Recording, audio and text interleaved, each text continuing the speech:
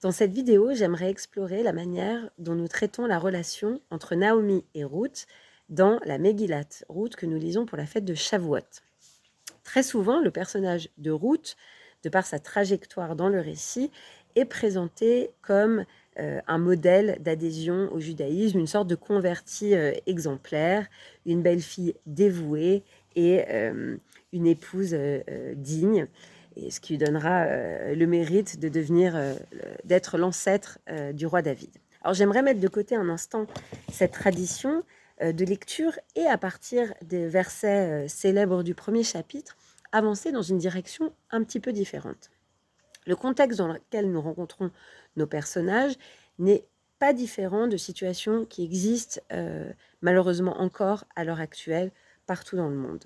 Une femme, Naomi, veuve et mère endeuillée, vivant dans le territoire de Moab, décide de rentrer chez elle à Bethléem, en Juda, et elle enjoint ses deux belles-filles, moabites, les veuves de ses fils, de reprendre le chemin de leur maison familiale.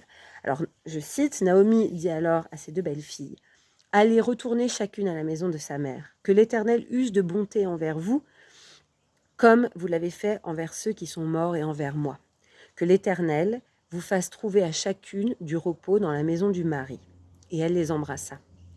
Elles élevèrent la voix et pleurèrent, et lui dirent, « Non, nous viendrons avec toi vers ton peuple. » Alors, ces paroles de Naomi sont remplies à la fois de tristesse, évidemment, mais aussi d'un espoir, d'une bénédiction envers ces brus dont on peut imaginer qu'elle les aime, qu'elle les apprécie, mais en tout cas dont on est sûr qu'elle leur est reconnaissante. Alors, la précarité dans laquelle se trouvent ces femmes sans mari et sans fils est ici un des ressorts dramatiques du récit et encore le ressort dramatique dans la vie de nombreuses femmes dans diverses sociétés. Néanmoins, ici, quelque chose de plus fort va, à mon sens, prendre le dessus et s'attache aux relations des femmes entre elles.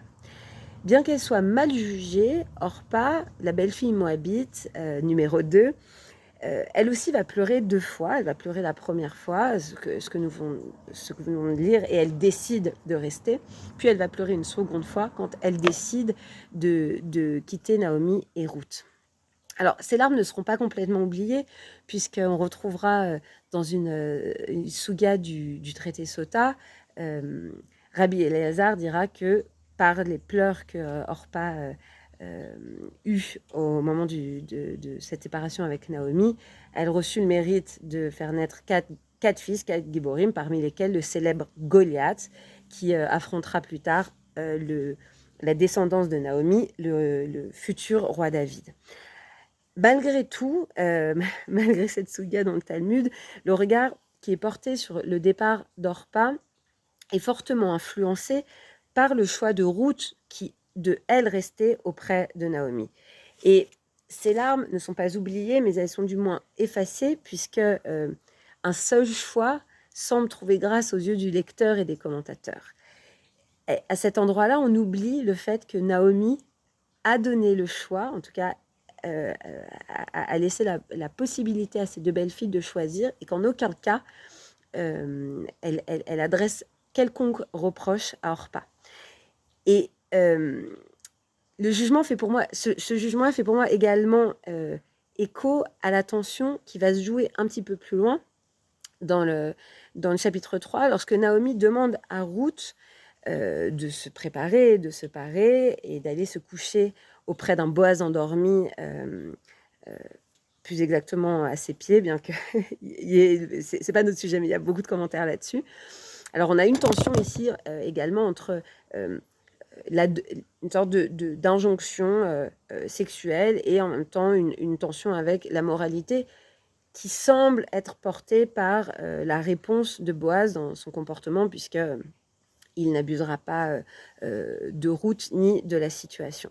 Alors, ce qui se joue dans les deux cas, dans la manière qu'on a traditionnellement de regarder ces deux cas, c'est l'effacement de la réalité sociale de ces femmes au profit d'un regard moral sur ces situations. Et ce sont des mécanismes qui se rejouent tout le temps dans notre vie quotidienne. C'est courant dans notre pensée. Et bien que notre tradition nous demande de ne pas juger l'autre sans s'être mis à sa place, cela s'applique toujours très difficilement, particulièrement quand il s'agit du corps de la femme ou de l'intégrité de la femme et de l'honneur des hommes et des familles. J'ouvre ici une toute petite parenthèse, mais je me dis tout le temps que cette demande de se mettre à la place de l'autre avant de le juger, c'est simplement une manière de nous faire rencontrer l'altérité complète, celle qu'on ne peut pas atteindre, et en fait se rendre compte que je ne peux pas juger puisque je ne pourrais jamais être vraiment complètement à sa place. Je referme la parenthèse.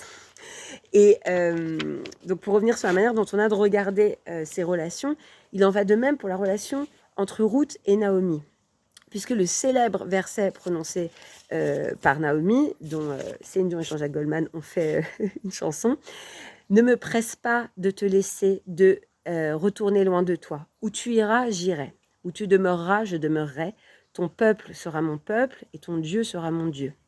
Où tu mourras, je mourrai et j'y serai enterré. Que l'Éternel me traite de toute sa rigueur, si autre chose que la mort vienne me séparer de toi. » Alors, souvent, ces paroles de Ruth sont accueillies comme une déclaration d'amour, mais une déclaration d'amour aussi qui va dans la direction de Akadosh Baruch Hu et du peuple d'Israël, et l'idée d'une acceptation totale, d'une adhésion totale, presque d'une soumission au joug de la Torah à travers ce qui paraîtrait être une soumission dans cette relation avec Naomi, qui est souvent décrite comme une relation ascendante avec sa belle-mère. Et pourtant, moi, je le lis encore comme une lecture qui ne se décentre pas d'une habitude ancrée dans un contexte historique et culturel dominé par le regard de l'homme. Et je pense qu'on a possibilité dans notre tradition de proposer d'autres lectures sans annuler celles qui existent déjà. Ici, en fait, il est question, et je pense que la dernière parole de Ruth qui dit que l'Éternel me traite de toute sa rigueur si autre chose que la mort me sépare de toi, en fait, cet amour prend le dessus sur tout. C'est un véritable amour qui lie ces femmes, un amour qui leur permet de prendre leurs propres décisions, en tout cas de s'autoriser à prendre des décisions pour elles-mêmes, alors même qu'elles sont parmi peut-être les êtres les plus fragiles de leur monde, notamment Ruth quand elle se retrouve étrangère en Juda. Et cet amour interpersonnel, il transcende les interdits entre leurs peuples, puisque je rappelle, les Bnei Israël sont interdits aux Moabites, vice-versa plutôt, qui permet d'agir en confiance les unes avec les autres pour s'entraider, la responsabilité d'améliorer ensemble leur situation difficile, dramatique, avec les moyens qui sont chacune les leurs, et toutes les étapes qu'elles expérimentent ensemble, encore une fois, dans le respect chacune du lieu dans lequel elles se tiennent. Et enfin, un amour qui répare, puisque à la naissance du fils de Ruth et Boaz, Oved, soudain, une filiation se retisse. Donc, on dit que Naomi devient la mère de Oved, mais en fait, c'est pas ça. Elle se recrée entre elles une filiation qui est à l'image, en fait, de leur relation. Et c'est extraordinaire, puisque cet enfant vient créer un pont qui n'existait pas et permet comme ça d'écrire une nouvelle histoire, une histoire de réconciliation. Et c'est peut-être ici justement le plus grand récède qu'il y a dans ce livre de Ruth, qui contient déjà beaucoup de récèdes. Et justement, en parlant de ça, tous ces éléments justement sont à notre hauteur d'être humain, dans nos possibilités. Et j'ai envie d'aller plus loin dans ce qui est attendu de nous. Si les personnes les plus fragiles, les plus précaires, les plus en danger font preuve de récède l'une envers l'autre à ce niveau-là, et si celui qui est privilégié, qui pourrait profiter de la situation, ne le fait pas et lui aussi se montre exemplaire, alors cela nous oblige tous. Et la rédemption naît à cet endroit-là. Alors elle naît avec Ruth et Naomi et Orpa.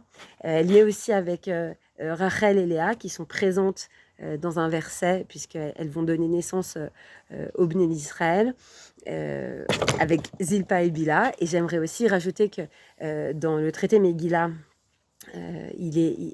dans une souga également, on va décrire le grand récède que Rachel va faire pour sa sœur Léa, malgré le drame de leur situation personnelle et du mariage forcé de Léa avec Jacob, de la tromperie envers Jacob et de la souffrance de Rachel. Ici aussi, on a une magnifique histoire de sororité qui est rattrapée comme ça par le Talmud. Alors, pour terminer, aujourd'hui, partout dans le monde, des femmes, parfois étrangères les unes avec les autres, ennemies, placées dans des camps différents et dans des situations différentes, œuvrent ensemble, construisent, même quand ce n'est pas évident, même quand parfois c'est presque impossible. Et elle nous démontre à quel point ces larmes de tristesse et de joie de Ruth, Naomi et Orpa sont aussi une ouverture, une invitation à la radicalité de choisir la vie, l'amour, l'inconnu. Et je suis convaincue qu'il existe un point de départ en chacun de nous. Alors, cette fête de Shavuot, où nous recevons la Torah, c'est aussi l'occasion de faire de la place en nous et de retrouver ce point de départ en nous pour accueillir la Torah, sa sagesse, ses enseignements, ses commandements aussi, afin de la faire vivre dans notre relation au monde, dans notre relation à nous-mêmes, dans notre relation aux autres, et de prendre toute notre responsabilité d'agir avec Chesed et dans la vie. Chag Shavuot.